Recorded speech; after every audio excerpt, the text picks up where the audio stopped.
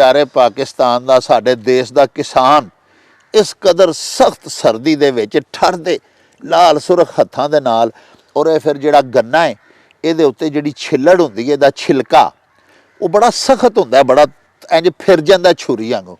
ते ये सारे दोस्त इत्थे लगे ने और ये कटाइयां करन डे ने, तुसीं वेख रहे हो कटाई हुंदी। फस गई जान शिकंजे अंदर जिउं वेलन विच गन्ना, ते रो नूं कहो अज रो मुहम्मद जे हुन रवे ते मन्ना। लो जी प्यारिओ, तुसां वेखिया कि रो दा पीपा भर के ते साडे दोस्त ने कढ लिया, भाई हदायत ने उथों लिआंदा। हुण इहनूं कड़ाह दे विच उंडेल के ते इहनूं पकाया जाएगा। मैनूं भी उन्हां ने एक गिलास दिता है कि लो जी रो पी के वेखो, टेस्ट इहदा करो, ठंडी बड़ी हुंदी है। उत्तों अगे ही ठंड पैण डई है ते उत्तों इन्हां ने होर मैनूं रौ दे छड्डी है। लो हुण मैं पी के तुहानूं दसना कि कैसी रौ है, देसी ते काठे गन्नियां दी रौ। लो जी प्यारिओ, काठे ते देसी साडे देश पंजाब दे गन्ने ते मिठी शहद रौ। भाई दहत नूं मैं ते इहो ही आखांगा कि भाई दहत गल वध गई। आओ हुण वेखीए गुड़ किवें बनदा है।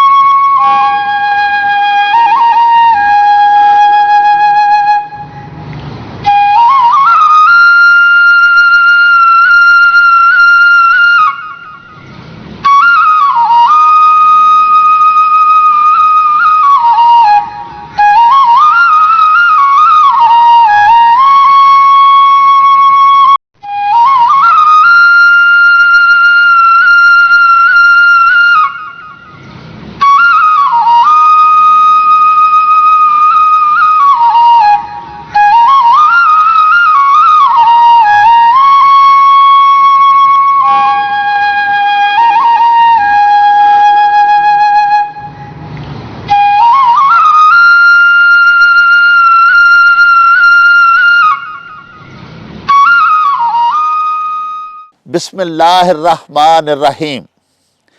प्यारे वेखन वालियो, अस्सलामु अलैकुम वरहमतुल्लाह।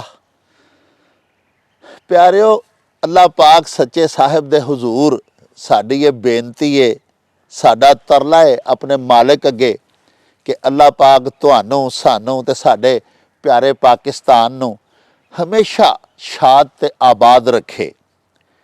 ते अल्लाह पाक सच्चा साहिब प्यारे नबी पाक दी कुल उम्मत नू अपनी हिफ्ज़ो अमान दे विच रखे ते कुर्राए अर्ज़ दे उत्ते वसन वाले सारे इंसानां दी सच्चा साहिब सच्चा साईं खैर करे।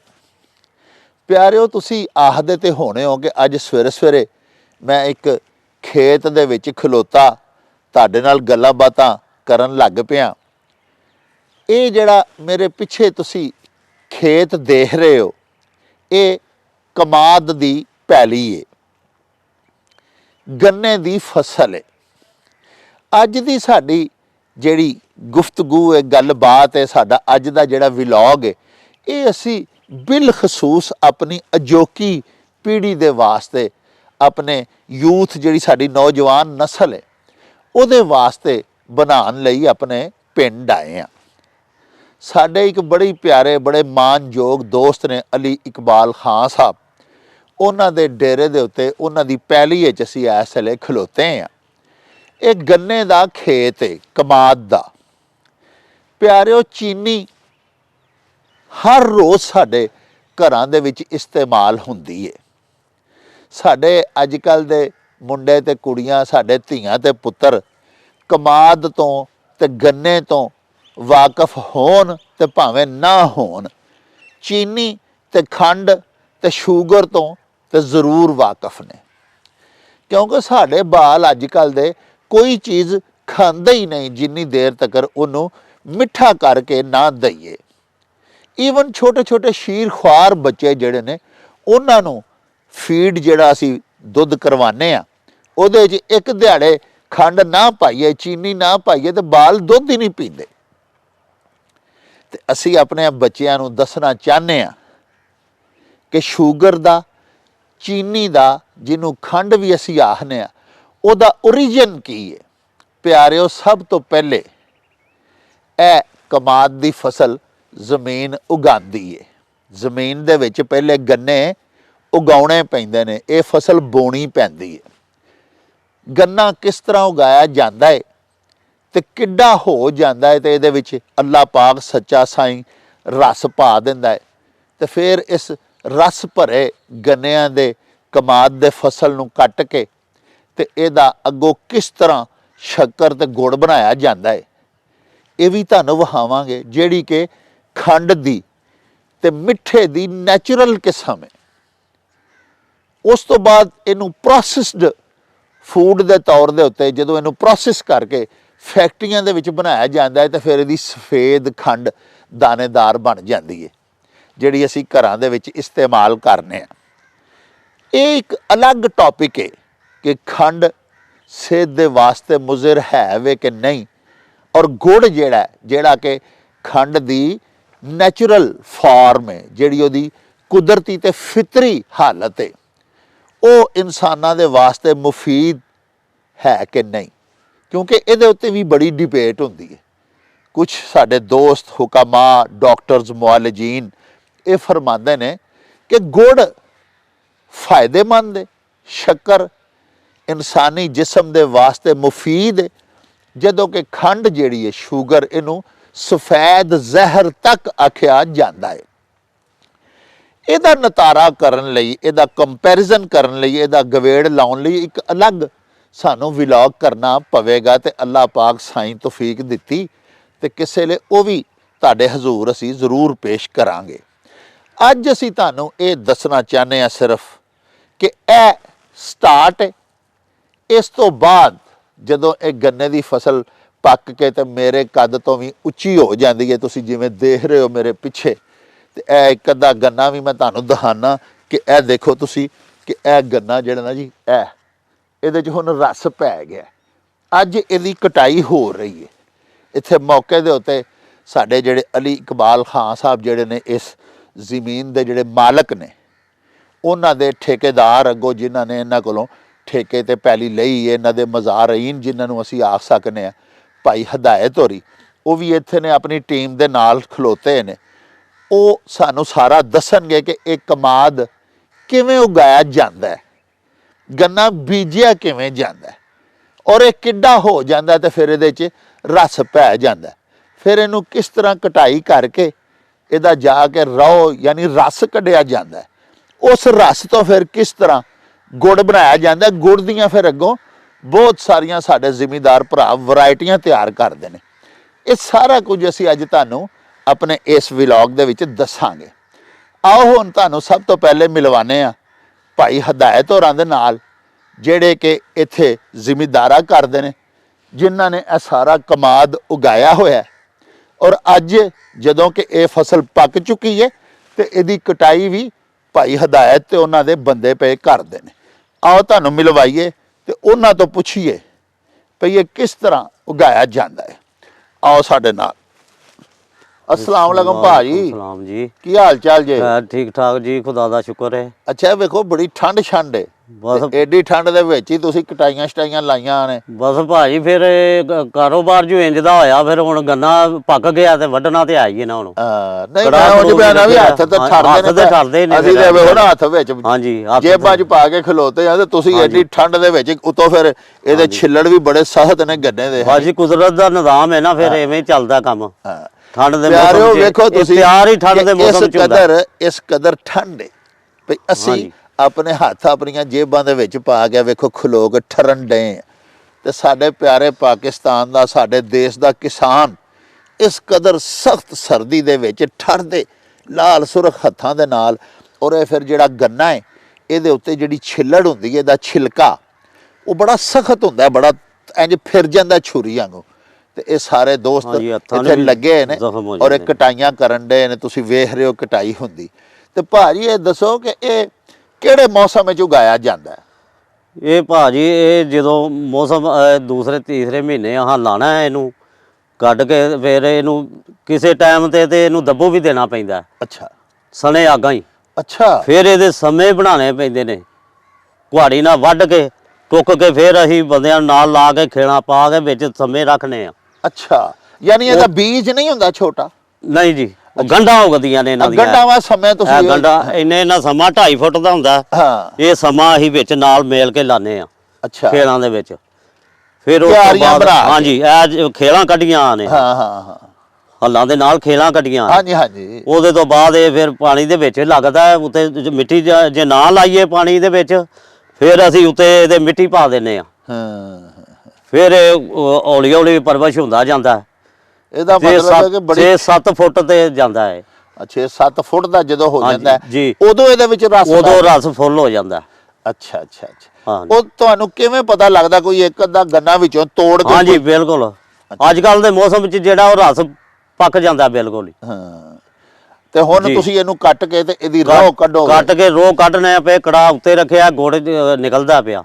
ਹਾਂ ਹਾਂਜੀ। ਅੱਛਾ ਭਾਜੀ ਪੇਸੀਆਂ ਬਣਾਉਂਦੇ ਆ। ਇਹ ਦੱਸੋ ਕਿ ਇਹ ਜਿਹੜਾ ਗੰਨਾ ਹੈ ਜੀ, ਇਹ ਅਸੀਂ ਜਦੋਂ ਛੋਟੇ ਛੋਟੇ ਹੁੰਦੇ ਸਾਂ, ਸਾਡੇ ਅੱਜ ਕੱਲ ਦੇ ਤੇ ਬਾਲਾਂ ਬੱਚਿਆਂ ਨੂੰ ਪਤਾ ਨਹੀਂ ਇਹਨਾਂ ਗੱਲਾਂ ਦਾ। ਹਾਂਜੀ। ਜਦੋਂ ਅਸੀਂ ਨਿੱਕੇ ਨਿੱਕੇ ਹੁੰਦੇ ਸਾਂ, 2 ਗੰਨੇ ਮਸ਼ਹੂਰ ਸਨ ਬਹੁਤੇ। ਇੱਕ ਸੀ ਹੁੰਦਾ ਪੋਨਾ ਗੰਨਾ। ਪੋਨਾ ਹਾਂਜੀ ਹਾਂਜੀ।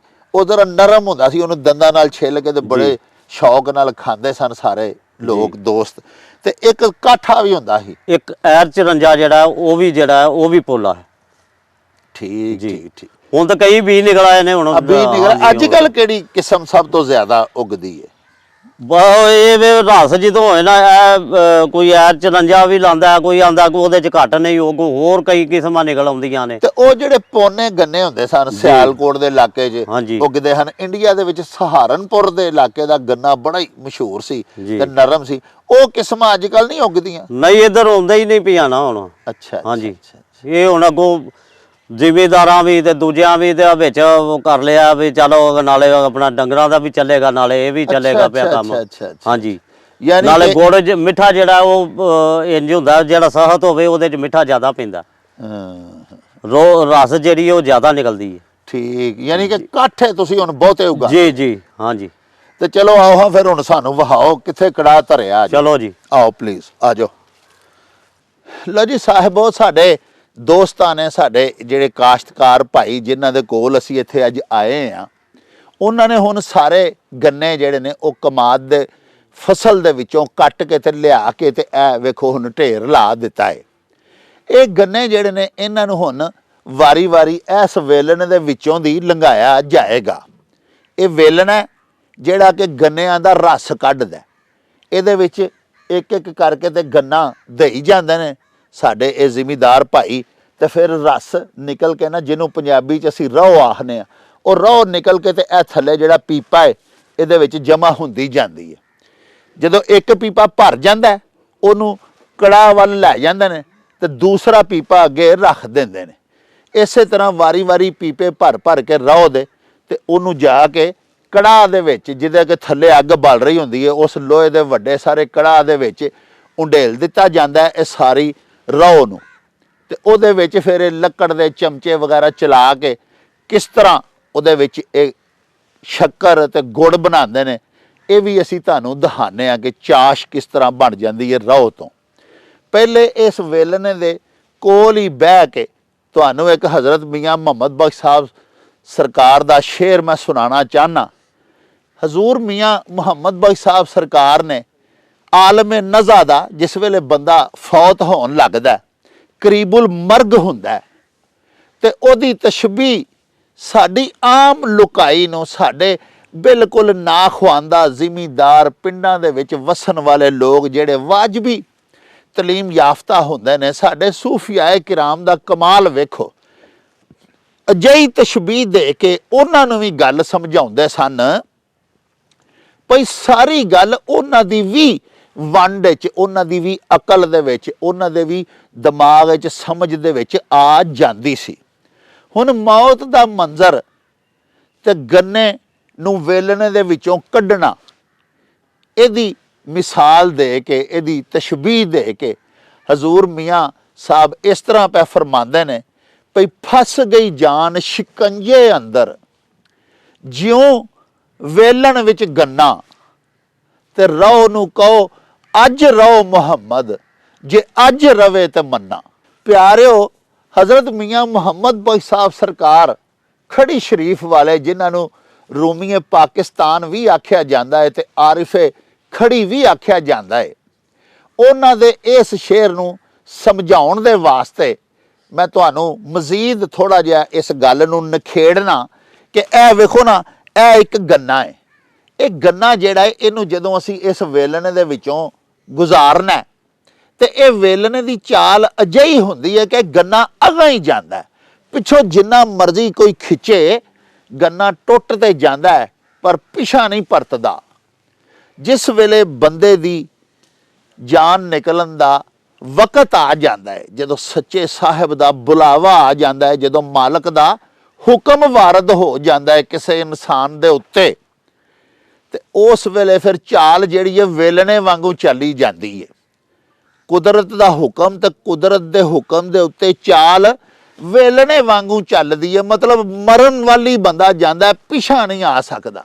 ਜਿੰਨੀਆਂ ਮਰਜ਼ੀ ਦੁਆਈਆਂ ਕਰ ਲਈਏ, ਜਿੰਨਾ ਮਰਜ਼ੀ ਦੁਆਵਾਂ ਮੰਗ ਲਈਏ। ਔਰ ਮੀਆਂ ਸਾਹਿਬ ਪਾ ਫਰਮਾਉਂਦੇ ਨੇ ਕਿ ਰੋ ਨੂੰ ਕਹੋ ਅੱਜ ਰੋ ਮੁਹੰਮਦ, ਯਾਨੀ ਇਸ ਗੰਨੇ ਦੇ ਵਿੱਚ ਜਿਹੜਾ ਰਸ ਹੁੰਦਾ ਹੈ, ਹਜ਼ੂਰ ਮੀਆਂ ਸਾਹਿਬ ਆਖਦੇ ਨੇ ਕਿ ਇਸ ਗੰਨੇ ਦੇ ਵਿੱਚ ਜਿਹੜਾ ਰਸ ਹੈ ਉਹਨੂੰ ਆਖ ਭਈ ਅੱਜ ਹੁਣ ਵੇਲਣੇ 'ਚ ਤੂੰ ਆ ਗਿਆ ਨਾ, ਤੇ ਹੁਣ ਅੱਜ ਇਸ ਗੰਨੇ ਦੇ ਵਿੱਚ ਹੀ ਰਹਿ ਕੇ ਵਹਾ। ਰੋ ਨੂੰ ਕਹੋ ਅੱਜ ਰੋ ਮੁਹੰਮਦ, ਅੱਜ ਵਿੱਚ ਹੀ ਰਹਿ, ਜੇ ਅੱਜ ਰਵੇਂ ਤੇ ਮੰਨਾ।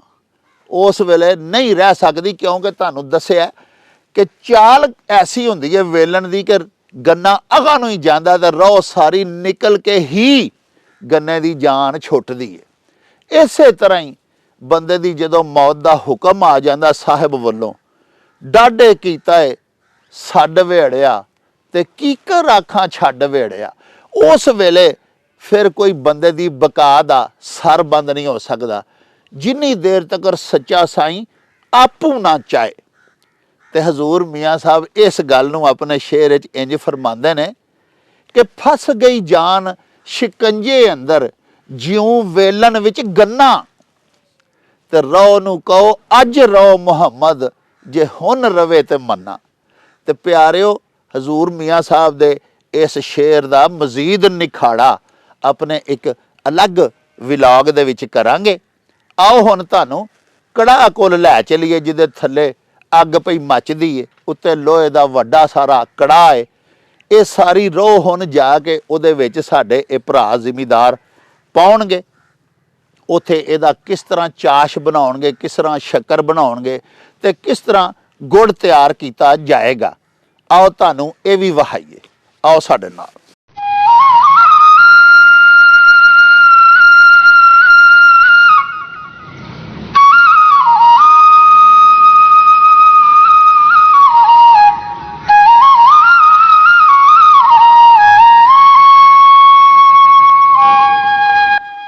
ਲਓ ਜੀ, ਗੰਨਿਆਂ ਵਿੱਚੋਂ ਰਸ ਨਿਕਲ ਆਇਆ ਏ ਤੇ ਹੁਣ ਇਸ ਰਸ ਨੂੰ ਕੜਾਹ ਦੇ ਵਿੱਚ ਮੁੰਤਕਿਲ ਕੀਤਾ ਜਾ ਰਿਹਾ ਏ। ਕੜਾਹ ਵਿੱਚ 5 ਪੀਪੇ ਰਸ ਜਾਂ ਰੋ ਉਂਢੇਲ ਕੇ ਤੇ ਥੱਲੇ ਅੱਗ ਡਾਈ ਜਾਂਦੀ ਏ ਤੇ 5 ਜਾਂ 4 ਪੀਪੇ ਰੋ ਦਾ ਇੱਕ ਪੂਰ ਤਿਆਰ ਕੀਤਾ ਜਾਂਦਾ ਏ।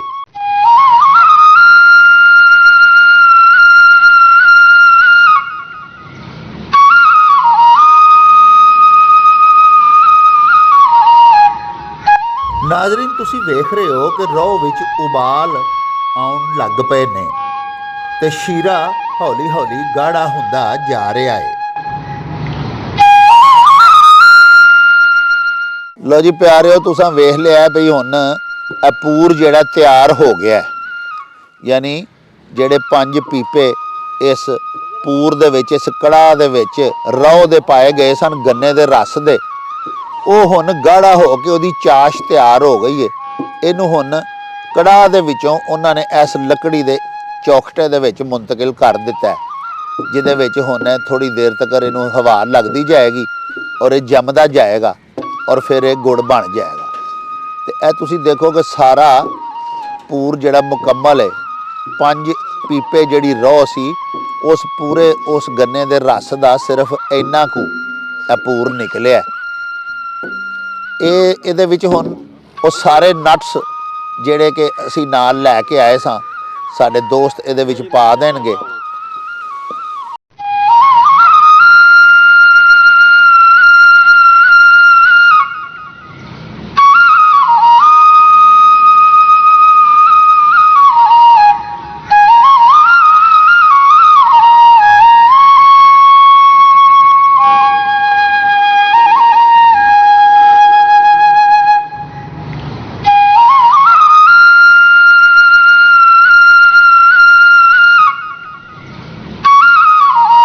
ਸ਼ੀਰੇ ਵਿੱਚ ਅੱਛੀ ਤਰ੍ਹਾਂ ਨਟਸ ਵਗੈਰਾ ਸ਼ਾਮਿਲ ਕਰ ਲੈਣ ਤੋਂ ਬਾਅਦ ਗੁੜ ਦੀਆਂ ਛੋਟੀਆਂ ਛੋਟੀਆਂ ਪੇਸੀਆਂ ਕੋਲ ਵਿਛਾਏ ਗਏ ਸਫੇਦ ਕੱਪੜੇ ਦੇ ਉੱਤੇ ਧਰੀਆਂ ਜਾ ਰਹੀਆਂ ਨੇ, ਤਾਂ ਜੇ ਜ਼ਰਾ ਹਵਾ ਫਿਰ ਲਵੇ ਤੇ ਪੇਸੀਆਂ ਅੱਠਰ ਜਾਣ।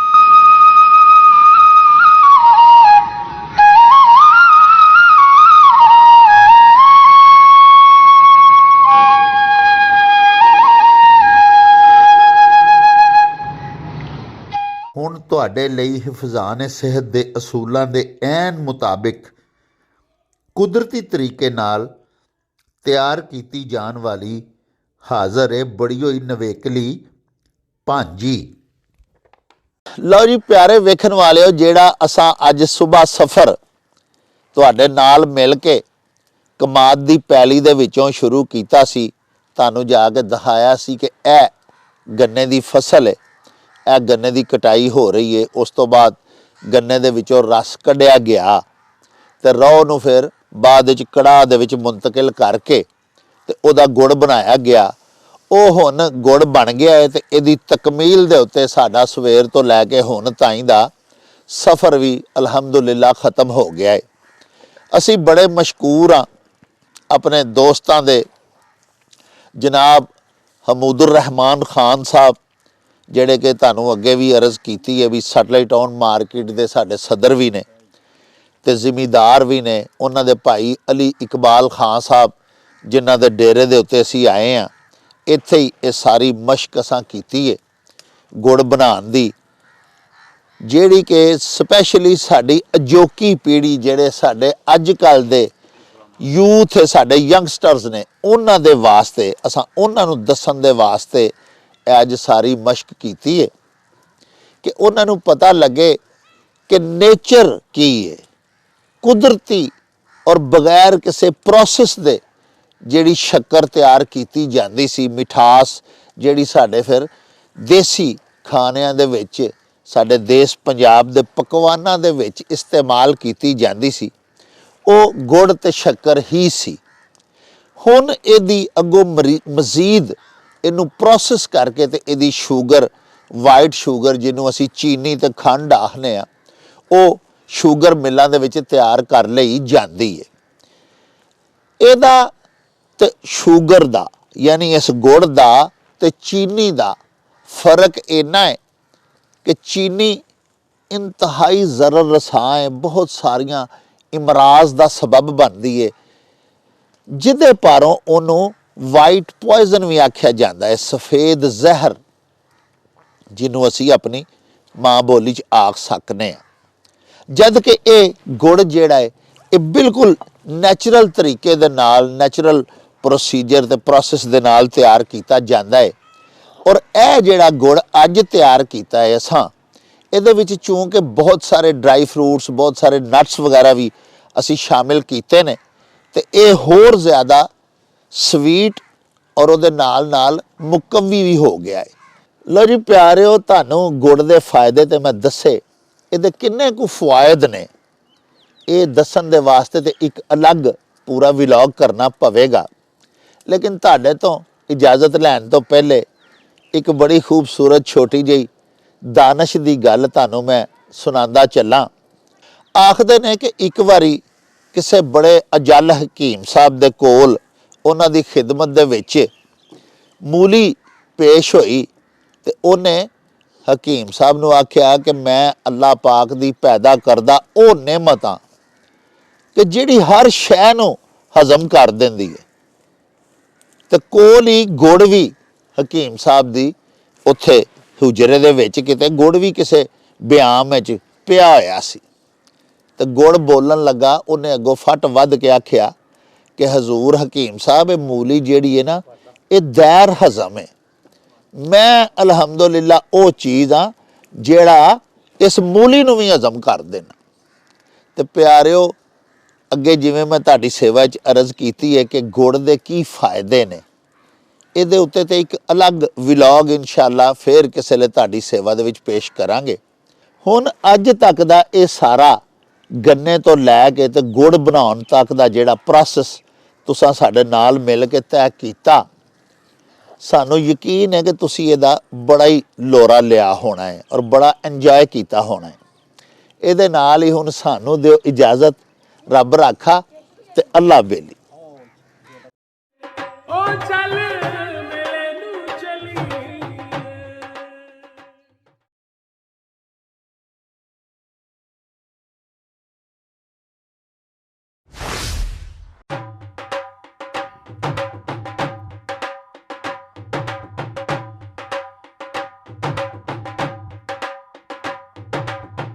रौनक हो जाऊं छट में, चल मेले नू चलिए।